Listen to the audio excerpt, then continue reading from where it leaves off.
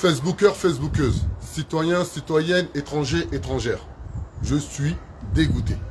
J'ai mal au cœur. En face de moi, j'ai une maman, à la fin de filmer. Une maman qui est juste touchée, blessée, car son mari, gardien d'immeuble, intègre, sincère. Les mecs de cité qu'on aime, ils sont vrais. Il n'y a pas de suivi, il n'y a pas de calcul. Il a été embauché il y a moins d'un an. Il a été embauché pour accompagner la veuve et l'orphelin dans les parcs HLM. Être gardien, c'est un métier. Être gardien, c'est valorisant. Parce que nous, issus des quartiers dits populaires, quand on a ce genre de métier, on se met à la place des personnes qui vivent dans des galères dans les parcs HLM. Et bien c'est ce gardien qu'ils avaient, Emmaüs Habitat. Là, on parle toujours de Emmaüs Habitat. Ce gardien,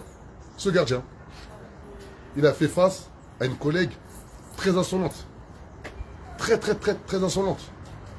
Qui l'a harcelé d'une manière que n'importe quelle autre personne l'aurait déjà pété les plombs, l'aurait fait n'importe quoi. Il a été intelligent, il a été intelligible. Il n'a jamais cédé à la pression de sa collègue. La solidarité que peuvent avoir des personnes lorsqu'ils travaillent et qu'ils ont soit une aura au sein de leur entreprise qui n'est pas due au travail qu'ils effectuent sur le terrain, mais qui est due juste à leur ancienneté. Et bien ça a amené aujourd'hui le mari de la femme qui filme à se faire licencier. Ils m'ont contacté juste la semaine dernière. Il m'a expliqué son histoire. C'était des faits répétés qui ont amené un harcèlement moral au point qu'aujourd'hui il est suivi par un psychologue et un psychiatre. Mais ce que lorsqu'on est gardien, dans des quartiers très difficiles, il s'appelle comment le quartier? Clos du Roi. Clos du Roi. Le quartier s'appelle Clos du Roi. Et ce qu'aujourd'hui en France, lorsqu'on travaille dans un quartier dit difficile, qu'on n'a fait aucune grief à l'endroit d'une personne tierce, on peut se faire licencier. Et lorsqu'on est gardien, on a un logement de fonction et perdre son logement de fonction, c'est-à-dire perdre son équilibre avec sa famille et surtout les enfants. Il y a des enfants derrière tout ça. Il y a des enfants derrière tout ça. Comment aujourd'hui on peut se faire virer lorsque sa collègue t'insulte de PD? Elle t'insulte de PD. Sale PD, t'es un PD.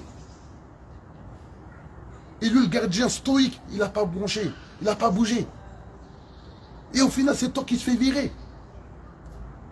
Lors d'un entretien préalable à un licenciement, normalement, ça a pour but de permettre à la personne qui est soi-disant... Fais comme ça, par rapport au micro. Normalement, cette personne, lorsqu'il y a un entretien préalable à un licenciement, normalement, cet entretien préalable, c'est fait pour ramener quand même des éléments tangibles pour prouver sa bonne foi. Et bien, c'est ce qu'il a fait. Tous les éléments, il me les a présentés devant mes yeux. Et au final, il s'est quand même fait licencier d'une manière plus qu'abusive. Ils sont venus tuer sa vie. Maintenant, nous, qu'est-ce qu'on va faire? Le mouvement, la révolution est en marche.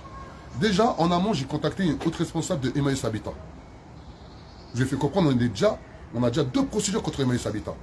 Une procédure que Emmaüs Habitat fait traîner, on appelle ça une posture dilatoire qui est punie par le code de procédure civile par rapport à des locataires de Montreuil. C'est-à-dire qu'on avait une audience le 14 octobre, ils l'ont reporté.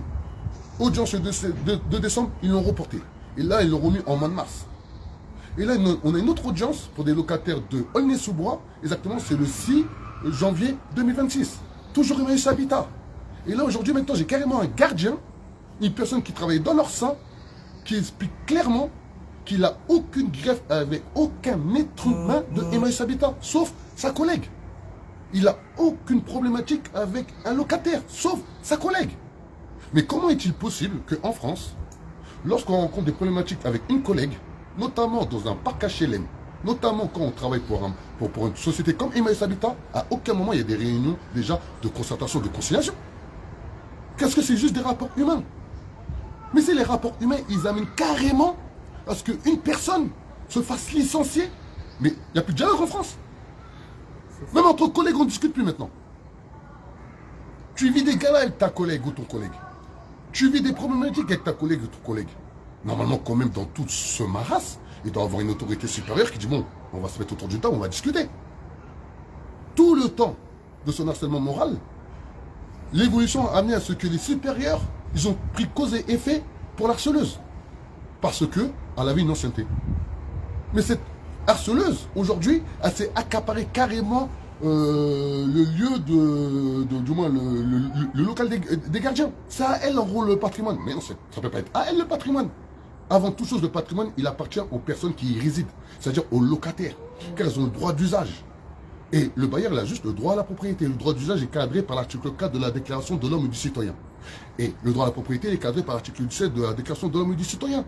Mais que ce soit un locataire et un propriétaire, ils ont les mêmes droits. Et pour que tout le monde puisse vivre en harmonie, eh bien, il y a les gardiens au milieu, qui font un travail extraordinaire.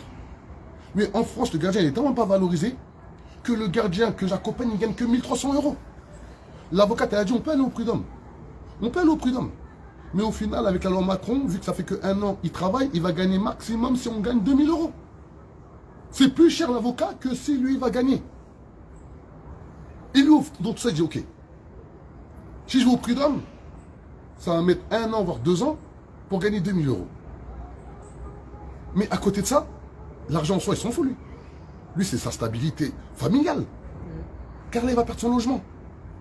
Pourquoi? Juste parce qu'il y a une collègue qui a les faveurs de sa direction. Ils l'ont écouté bec et ongle. Il va perdre un logement, une stabilité. Il kiffe son travail. Il kiffe les locataires. Tout allait bien dans sa vie. Je suis en colère, je suis dégoûté, j'ai mal au cœur. Je suis dégoûté. Parce que je me sens impuissant. Et pour un révolutionnaire comme moi, lorsqu'il n'a pas les armes juridiques là à l'instant T, il n'a qu'une vidéo pour exprimer sa colère. Non, coupe pas. Non, il y a quelqu'un qui t'appelle. Tu coupes là. Ah non, il n'y a pas de souci, madame. Pas de souci. Non, désolé. On a fini, parce qu'en seconde, on a fini. Donc tout ça pour vous dire. Donc qu'est-ce qu'on va faire nous concrètement, le mouvement La Révolution est en marche? J'ai demandé à sa femme, qu'elle fasse le nécessaire afin d'avoir des documents CERFA démontrant clairement que d'une, son mari était juste un très bon travailleur, qui n'a jamais eu de problème avec aucun locataire. En parallèle de ça, je vais aller sur le site, voir ce qui se passe là-bas. Ah, je vais aller là-bas, ce qui se passe là-bas. Vous me connaissez. Vous connaissez Adama Traoré. Vous connaissez le mouvement La Révolution est en marche. Là, c'est un quartier de 1300 êtres humains. Il y a 1300 êtres humains qui habitent là-bas. Il y a 1300 logements. Donc, c'est-à-dire, il y a minimum 4000 êtres humains physiques qui habitent là-bas. Donc, s'il y a 4000 êtres humains physiques qui habitent là-bas, je vois de la manière comment ils ont viré un gardien hors pair. C'est très rare d'avoir des gardiens comme ça qui font un travail extraordinaire. Donc, j'en suis sûr et certain que sur ce site, il doit avoir des problèmes, t'as mal à la tête. Et bien, c'est ça qu'on va les soulever. C'est ça qu'on va les soulever. Maintenant, lâche-toi maintenant, Astor. Il n'y a pas eu de médiation, impartialité. Les supérieurs n'ont pas fait leur... Il y a eu impartialité puisque en fait la gardienne et la N+2 sont amies à l'extérieur. Ils veulent nous faire croire le contraire, mais la gardienne l'a dit verbalement que c'est pour ça qu'elle pourra le faire virer, parce qu'elle connaît, c'est sa copine, ils vont manger ensemble, et voilà, t'inquiète pas, elle va m'écouter. Voilà. Et c'est pas normal. S'il vous plaît, c'est pas normal. C'est pas normal. On a un réel problème en France de droit. Les gens ne respectent plus la loi. Et les premières personnes qui ne respectent plus la loi aujourd'hui, c'est les institutions. S'il vous plaît, il faut vraiment qu'on se réveille. Amour, paix et dignité. La révolution est en marche et personne ne peut l'arrêter. Ciao.